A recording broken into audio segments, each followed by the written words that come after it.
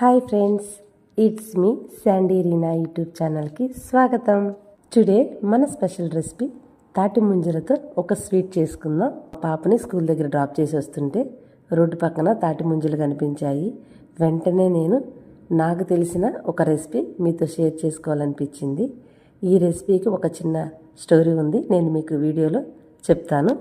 ముందుగా తాటి ముంజలని శుభ్రం చేసుకొని వాటి మీద ఉన్న స్కిన్ని పీల్ చేయాలి. కొంతమంది అది తింటే హెల్దీ అని చెప్తారు. నేనైతే ఈ రెసిపీ కోసం అయితే పీల్ తీస్తున్నాను. వీడియోలో చూపిస్తున్నాను కదా, ఈ విధంగా తీసి ఒక బౌల్లో ఉంచుకోవాలి. 1 లీటర్ పాలు అయితే తీసుకున్నాను. పాలు పొంగకుండా ఉండడానికి ప్రీవియస్ వీడియోలో చెప్పాను కదా, ఒక వుడ్ లాంటిదైనా పెట్టవచ్చు, లేదా ఒక గరిటెనైనా మనం పాలల్లో డిప్ చేసి వదిలేస్తే పాలు అస్సలు పొంగవు ఫ్రెండ్స్. వీడియోలో చూస్తున్నారు కదా, అలా పాలు గిన్నె లోపలే మరుగుతాయి. మరొక పక్క చిన్న మిక్సీ జార్లో 1/2 కప్పు షుగరు, 5 యాలకులు వేసి పౌడర్ చేసి ఉంచుకోవాలి. మరిగించుకున్న పాలను చల్లార్చుకొని 2 సపరేట్ బౌల్స్లోకి తీసుకుంటున్నాను. ఒక బౌల్లో మనము మిక్సీ పట్టుకున్నాం కదా షుగరు యాలకులు, ఆ పౌడరు 3 టేబుల్ స్పూన్ యాడ్ చేస్తున్నాను.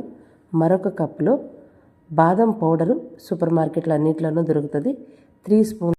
మరో కప్పు పాలల్లో మిక్స్ చేస్తున్నాను. వీటన్నిటిని ఒకసారి మిక్స్ చేసుకోవాలి. పాలల్లో మనం వేసిన పౌడర్ మిక్స్ అయ్యే వరకు కొంచెం మిక్స్ చేసుకోవాలి. మనం ప్రిపేర్ చేసి పెట్టుకున్న తాటి ముంజలను ఈ పాలల్లో డిప్ చేయాలి. ఒక్కసారి వాటన్నిటిని మిక్స్ చేసి కొన్ని జీడిపప్పులను ఈ పాలల్లో మిక్స్ చేసుకోవాలి. ఎందుకంటే మనం తినేటప్పుడు తాటి ముంజలతో పాటు జీడిపప్పు కూడా మంచి టేస్ట్ని ఇస్తుంది. ఒక పక్క చిన్న మిక్సీ జార్ తీసుకొని అందులో 1/2 టేబుల్ స్పూన్ షుగర్ పౌడరు, కొన్ని బాదం పప్పులు వేసి మిక్సీ పట్టుకొని ఈ పౌడర్ని మనం బాదం పౌడర్ కలిపాం కదా తాటి ముంజల్లో, ఆ పాలల్లో ఈ పౌడర్ని మిక్స్ చేసుకోవాలి. టేస్ట్ అయితే సూపర్గా ఉంటుంది.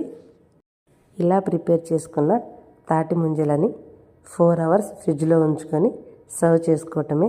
ఫ్రెండ్స్, ఈ వీడియో స్టార్టింగ్లో నేను మీతో ఒక విషయం షేర్ చేసుకుంటానన్నాను కదా, అదే ఫ్రెండ్స్ ఈ రెసిపీ గురించి. ఈ రెసిపీ నాకు బిఫోర్ మ్యారేజ్ అసలు తెలియదు.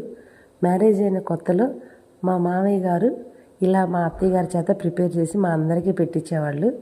ఇది మా మామయ్య గారు వాళ్ళ కొలీగ్ వాళ్ళ ఇంట్లో రెసిపీ టేస్ట్ చేశారంట.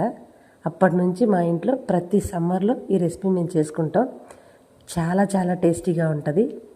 ఈ రెసిపీ చూసి మీరు అందరూ ట్రై చేస్తారని మనస్ఫూర్తిగా ఆశిస్తూ please like, share and subscribe. Thank you. ఇట్లు మీ సంధ్య.